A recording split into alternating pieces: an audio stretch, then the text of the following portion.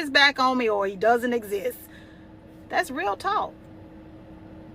I am guilty of being there a few seasons in my life, especially when I lost both of my parents back to back when I was a teenager. I ain't understand a lot of crap that was happening versus what I was told and what I was taught to believe and how things should go and how people should behave. And I learned in the hardest way possible, it's not a one size fits all. It's not. And I have also been guilty of accusing God of not loving me. I have been one of those in my past that have accused God, a very angry person I was in my 20s. I accused him boldly of not loving me because I couldn't understand why things were happening, how they were happening, and how if you loved me, if I was truly one of yours, why would you allow this? Why this? You know, I had so many questions. However, as I have, thank you. Hey, Anthony. Thank you, sweetheart. Thank you, thank you, thank you. But as I have matured in life, in my faith walk as a woman, and I allowed myself to be so honest and raw with God, I see differently. I've lived the answers. I've lived through how it really works.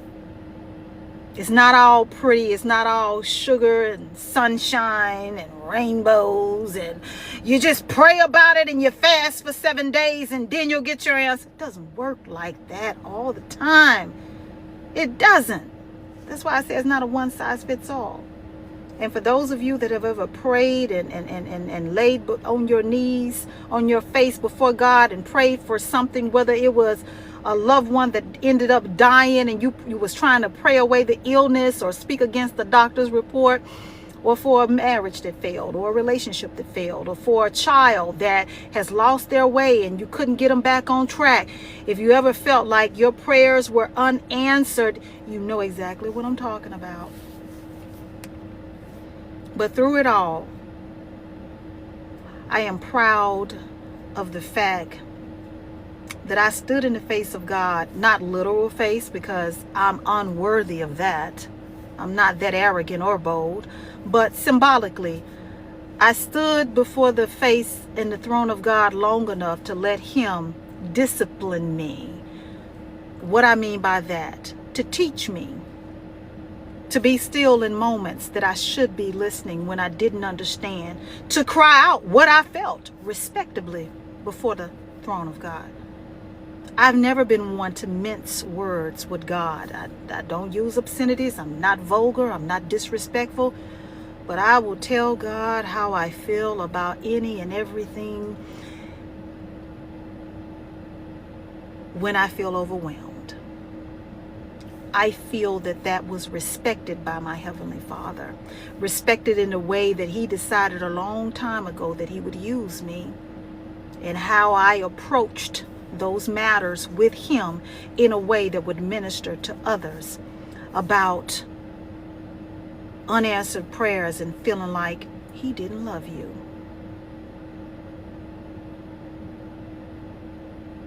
You ever got to a place in your life or in your walk that you knew that your love for God was real because of the pain that was attached to His not answering you? The pain, the hurt, the devastation, and the anger that was attached to Him not answering you for what you believed He was going to do. Now, there's a small percentage of that comes from selfishness or, fleshly desires. But if you really think about it, there are a lot of us through the years, you didn't realize how much you loved God until you had that moment when you felt that God didn't love you. I'm getting emotional thinking about it.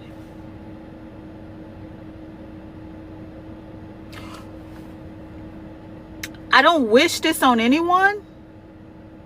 But if you ever question how much you, not him, the onus is on you right now. If you have ever in your life questioned, do I really love God, or do I just trust what I have been taught about him? Do I really have a relationship with God, or am I just following traditions and going through the motions? Well, if you ever get to a place where you are in need, or you are communicating with God, and there is an extended period of silence, there's no traction, there's no motion, there's no word, there's no interaction, and despite all your efforts, there's no movement, there's no answers, there's nothing but silence, and you start to feel, wait a minute, do you even love me? That will shake you to your core. That will penetrate your soul. How do I know? Because I've been there. I've been there.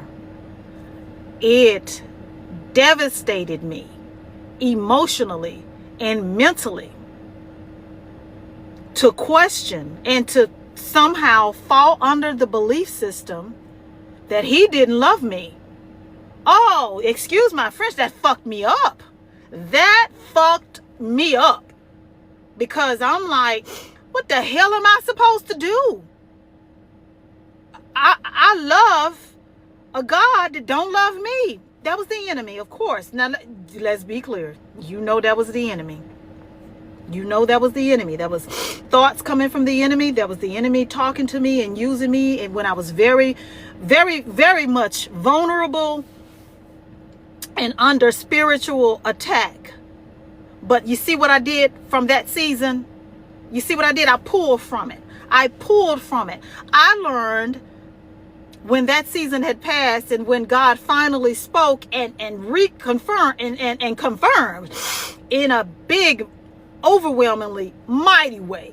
Of course I love you. If you don't go sit your simple ass, not that he cusses, but it was like, if you don't go sit down somewhere, of course I love you. But I learned something about myself when I was accusing God of something that was untrue. I'm accusing him of not loving me when I didn't realize how much I really was attached to God. How much my emotions, the woman that I am, the way that I've lived my life, the way that I've raised my daughters, the way that I conduct myself, all of it was built around him. My love for him, me serving him, me believing in him. So if he didn't love me, what the hell was I supposed to do now? Devastating. Devastating. That was the lesson that I learned. So let me circle back. If you are feeling right now that your prayers are being unanswered, and for some of you, my message was simply this: your prayers are being answered. I need you to do what I had to learn to do the hard way. I was on the slow bus when it came to that lesson.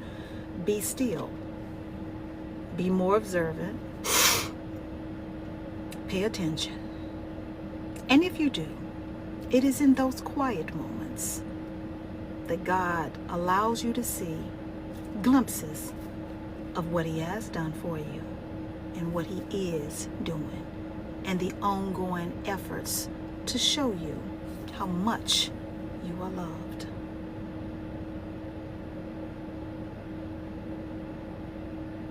And for those of you that could identify with the painful era of my life, feeling like you loved a God that didn't love you, you know that hits deep. You know that pain ain't something that you just share on the drop of a dime. You have to be ready, willing, and in an emotional space, and have the emotional bandwidth to share something like that, because that hurts. Even the thought of that hurts. So if you've ever questioned your love, your faithfulness, for you, for the few of you that my message resonated with, you got your answer. You're welcome.